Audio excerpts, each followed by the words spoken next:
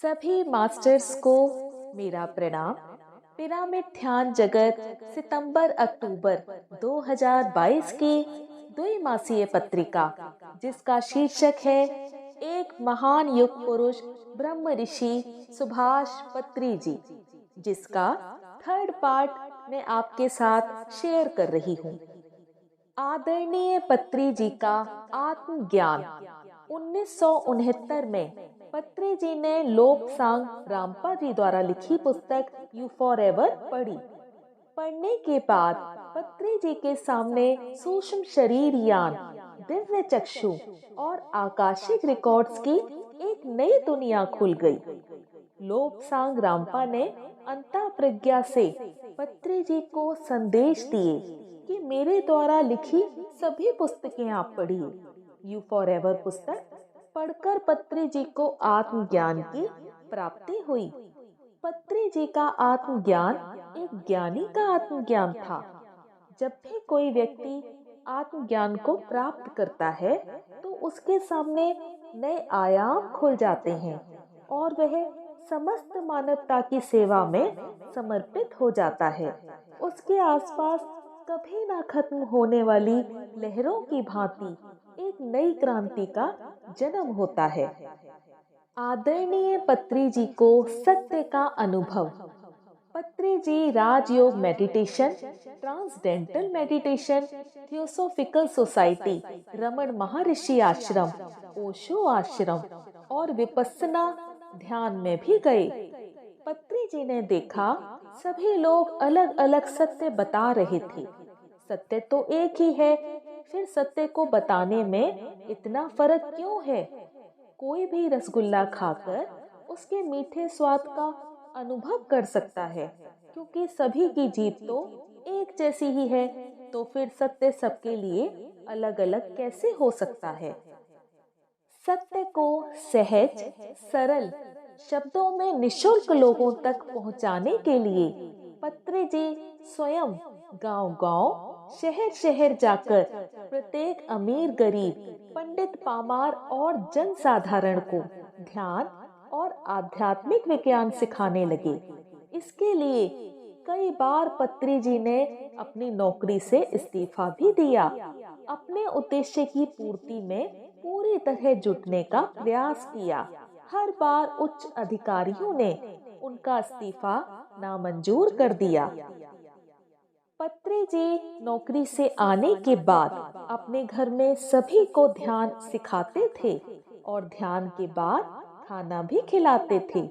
पत्री जी का दृढ़ निश्चय था कि उन्हें सभी लोगों को ध्यानी और आत्मज्ञानी बनाना है।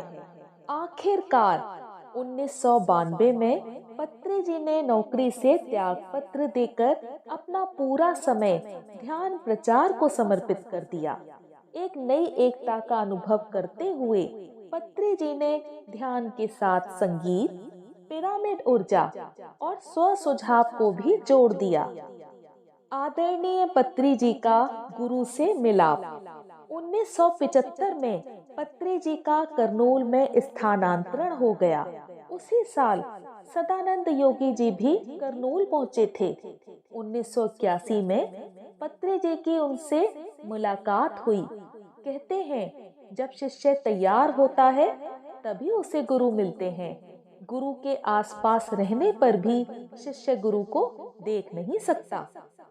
1981 में पत्री जी के मित्र श्री रामचन्ना रेड्डी और श्री वेंकट रत्नम ने उनको बताया कि सदानंद नाम के एक महान योगी राघवेंद्र होटल में ठहरे हैं। अगले दिन सुबह 7 बजे तीनों मित्र होटल पहुंच गए। उस समय सदानंद योगी जी सो रहे थे। इनके आने की आहट सुनकर उन्होंने पूछा, आप लोगों को क्या चाहिए? इनके उत्तर देने से पहले ही उन्होंने कहा, मेरे पास तो केवल ब्रह्म ज्ञान है। विनम्रता से तीनों ने जवाब दिया, स्वामी जी हमें भी ब्रह्म ज्ञान ही चाहिए। इनका जवाब सुनकर वह प्रसन्न हुए और अरबी, तेलुगु और अंग्रेजी भाषा में आधे घंटे तक इनके ऊपर ब्रह्म ज्ञान की वर्षा की। पत्री जी सदानंद योगी जी के सानिध्य में मंत्रमुग्ध हो गए। उसके बाद सदानंद योगी जी ने कहा, आप सुबह 4:30 बजे आइए, मैं आप लोगों को ध्यान सिखाऊंगा। सुबह तीनों मित्र 4:30 बजे उनके पास पहुंच गए। सदानंद योगी जी ने इन तीनों को हाथों में हाथ डालकर, पैरों को क्रॉस करके, आंखें बंद करके सांसों पर ध्यान करने के लिए कहा। केवल सांसों के ऊपर ही ध्यान, कोई मंत्र नहीं, कोई तंत्र नहीं। 1 जनवरी 1981 में पत्रे जी सदानंद योगी जी के शिष्य बन गए। पत्रे जी उस समय नौकरी के सिलसिले में 25 दिन टूर पर थे। केवल 5 दिन ही करनूल में रहते थे। सदानंद योगी जी से मिलने से पहले पत्रे जी को जब भी समय मिलता था, वह अपने मित्रों के साथ ताश खेलते थे, क्लब भी जाते थे। गुरु से मिलने के बाद वह हर समय गुरु की सेवा करने लगे। सदानंद योगी जी ने पत्रे जी को जीवन से संबंधित कई आध्यात्मिक विषयों का ज्ञान दिया। इसका नेक्स्ट पार्ट मैं आपके साथ नेक्स्ट ऑडियो में शेयर करती हूँ। आपने इतने प्यार और धीरज से मुझे सुना, आपका बहुत बहुत धन्यवाद। इसी के साथ मुझे आज्ञा दीजिए।